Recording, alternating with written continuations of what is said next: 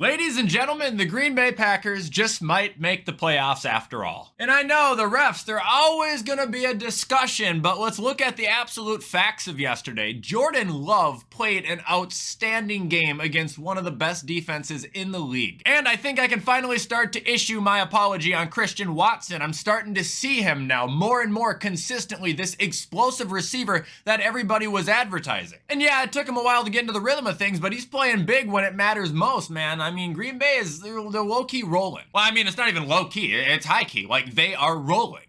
Anyway, what is going on, guys? Welcome back to another video and welcome to my Week 13 NFL reactions. I gotta get this video recorded and uploaded so I can hit the cities for some waggle business. But before we start, we got a couple of quick plugs as always, so don't forget to use code WyattzWorld on G Fuel or Prize Picks. G Fuel, you'll save yourself a discount on any of their products. Prize Picks, you'll match up to $100 of your first deposit. Also, don't forget that I'm partnered with Parent Presents this holiday season. Head over to the link in my bio, take the quiz, and find the ultimate gift for mom or dad. But that's all I got. Let's get into my reactions.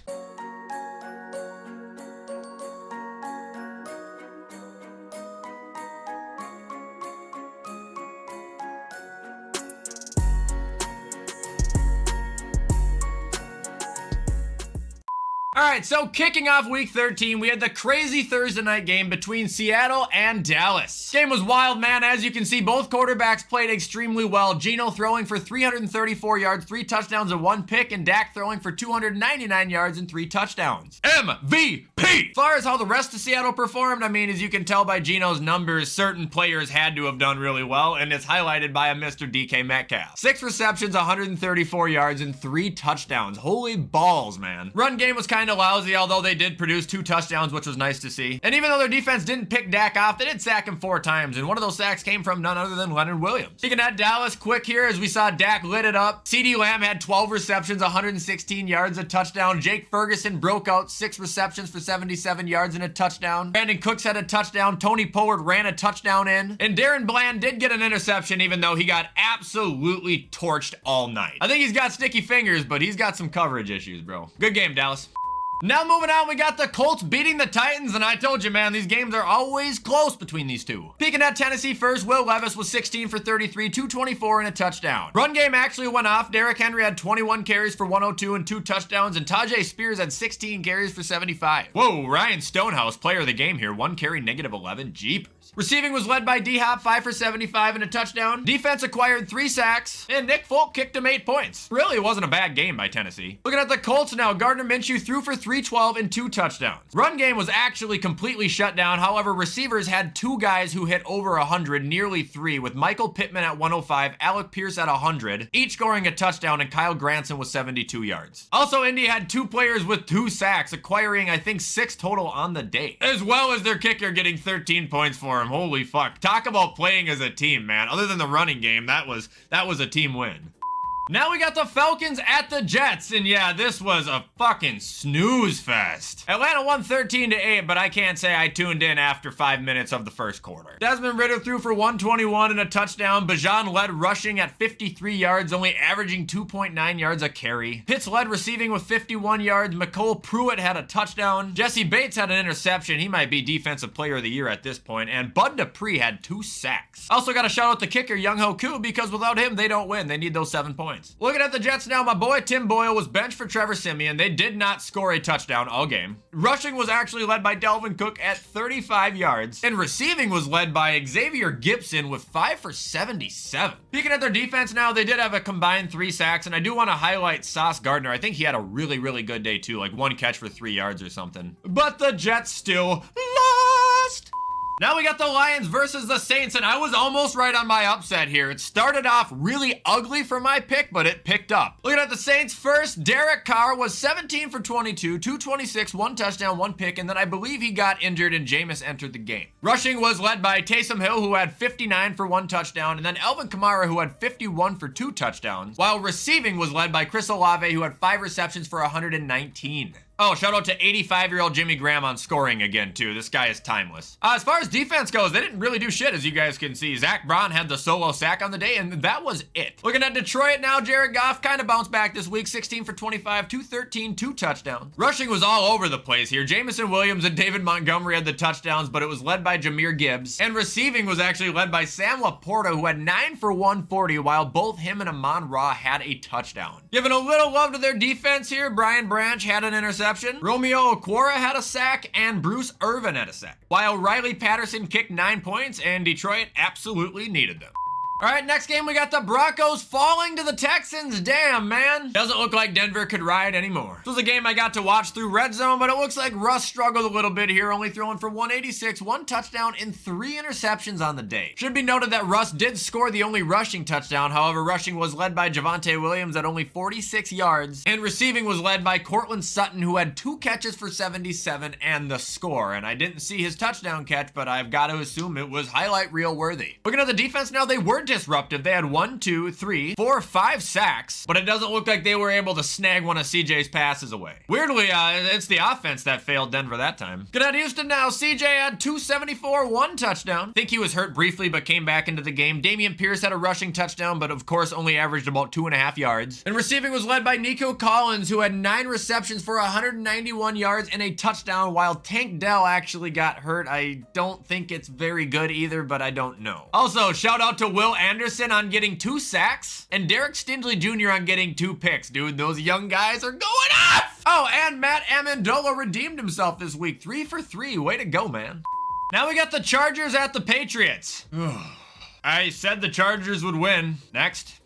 That brings us to the Cardinals beating the Steelers. Matt Canada is smiling from ear to ear. You know that. He's like the Grinch right now. Looking at Pittsburgh first, Kenny Pickett was 7 for 10, 70 yards, and I think he got hurt, and Mitch Trubisky came in throwing 11 for 17 and a touchdown, but that's all. Rushing was led by Najee Harris, who had 63 yards. Receiving was led by George Pickens, who had 86, and Deontay Johnson had the touchdown, but the dumbass decided to celebrate at the end of the game when they were already completely out of it, and now the internet is roasting him like a turkey. Doesn't look like the defense did a whole lot either. Combined for 2 sacks, and that's about all. I didn't get to see a ton of this game either, but I'm gonna guess that they just had a real issue containing Kyler Murray. Well, actually, now looking at the Cardinals, it doesn't appear that way at all. Kyler only threw 13 for 23, 145 and a touchdown, and then only ran 9 for 20. However, James Conner was the problem here. 25 carries for 105 and 2 touchdowns. Damn. Trey McBride led receiving 8 for 89 in a score. While impressively, the defense only allowed 10 points, but did not get a single sack or a pick on the day. Where do you go now, Pittsburgh? Like, where now? All right, now we got the Dolphins at the Commanders, and this was just a beating. Actually, really crazy here. Tua 18 for 24, 280, 2 touchdowns. Both to Tyreek, who had 5 receptions for 157 yards. Run game went crazy. Mostert had 1 touchdown. Kane had 2 touchdowns and 73 yards. Looks like he's back because he also had 30 receiving yards. He's a crazy, crazy athlete, man. And their defense did have a pick as well as 3 sacks. Looking at Washington now, Sam did nothing passing. 0 touchdowns, a pick, but he did have 2 rushing touchdowns. And as far as the run game goes, I think Brian Robinson Jr. got hurt too because he was doing well. Receiving was led by Curtis Samuel. Terry McLaurin did not have a catch on the day, and their defense did absolutely nothing, as you could probably tell by the score. Miserable.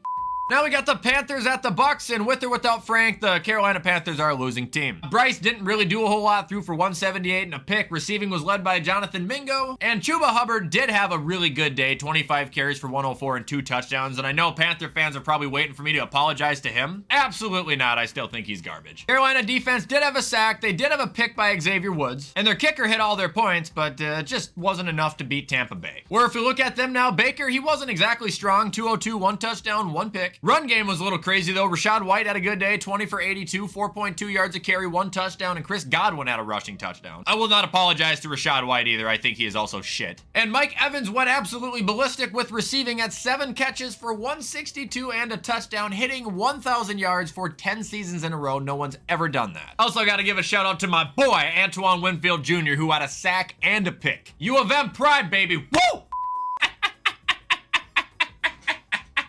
Next game, we got the 49ers beating the absolute shit out of the Eagles.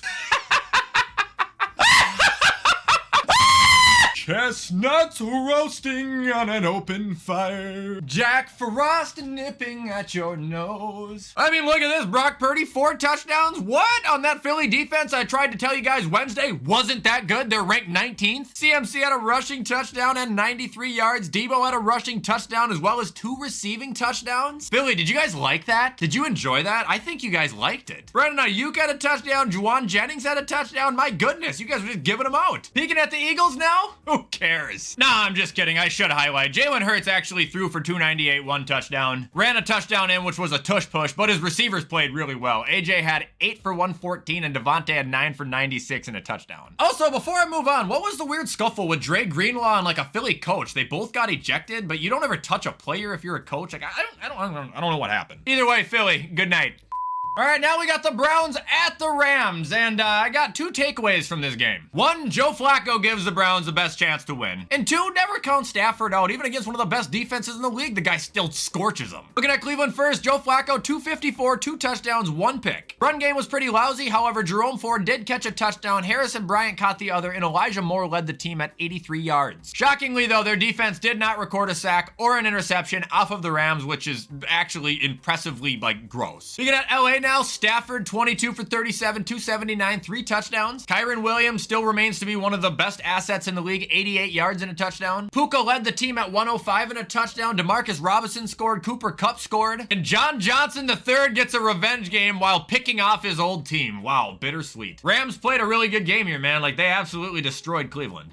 And now ending, we got the Packers beating the Chiefs, which we already kind of talked about in the beginning, but I want to talk about this more because I'm going to be honest, this game gives me hope as a Bills fan that we might win this Sunday. Yeah, there was a blatant PI missed at the end of the game, but Love still kind of cooked him, bro. 267, 3 touchdowns. AJ Dillon went off, 73 yards for him. That's unbelievable. Romeo Doubs, 72 yards. Christian Watson, 71 yards, but 7 receptions, 2 touchdowns. Looking like a decent 1-2. Also, Ben Sims had a score. And the defense had 3 sacks and an interception on Mahomes. If Green Bay can do this, I think Buffalo can, man. Good at Kansas City now. Patty went 21 for 33, 210, 1 touchdown, 1 pick. Pacheco seemed to carry the offense here, 18 carries, 110 and a touchdown, while Kelsey led receiving with 81 yards, followed by Rashee Rice at 64, and Noah Gray had the 1 touchdown with 2 yards. There were a couple sacks on the defense, but it wasn't enough to slow down the Packers. And even if the PI would have gotten called and Kansas City would have scored and gotten the 2-point, it would have only tied the game anyway, unless I'm crazy. This is a game that Green Bay won, and I think it should be recognized as that way. Anyway, ladies and gentlemen, that is all I got for my Week 13 reactions. If you guys are continuing to enjoy my content, feel free to subscribe. I try to post on this channel every single day. With everything I just said, I'm going to get this edited so you guys can watch it on time, though. Have a great rest of your Monday, and as always, I will see you in the next upload.